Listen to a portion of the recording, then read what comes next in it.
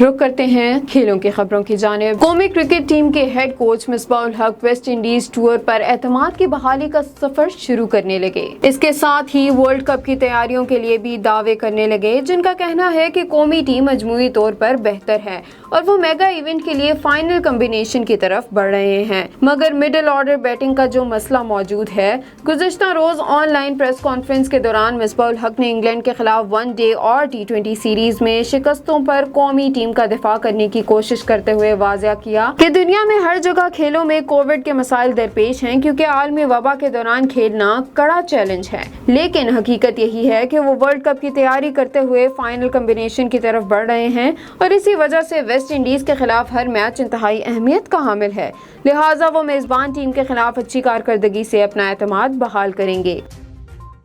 England سے باربیڈوس پہنچنے والا قومی کرکٹ اسکواڈ ایک روزہ آئسولیشن مکمل کرنے کے بعد گزشتہ روز ٹریننگ سیشن کے لیے باربیڈوس کے برج ٹاؤن اسٹیڈیم میں اتر گیا، جہاں 4 روز تک نیٹ سیشن میں شرکت کا پلان بنایا گیا۔ واضح رہے کہ انگلینڈ سے ویسٹ انڈیز آمد پر پاکستانی کھلاڑیوں کو آن ارائیول کووڈ ٹیسٹنگ کے عمل سے گزرنا پڑا، جس کے نتائج منفی آئے تھے، جبکہ دوسری مرتبہ کووڈ ٹیسٹنگ کے نتائج بھی منفی آنے پر ایک روزہ آئسولیشن کے بعد گرین شرٹس کو گزشتہ روز میدان میں اترنے کی اجازت مل گئی، جس کے دوران کھلاڑیوں نے رننگ کے علاوہ جسمانی ورزش بھی کی اور نیٹ پر بیٹنگ اور باؤلنگ کرتے ہوئے دکھائی دیے۔ واضح رہے کہ کھلاڑیوں نے ساحل پر فٹ بال اور والی بال کھیل کر بھی وقت گزارا۔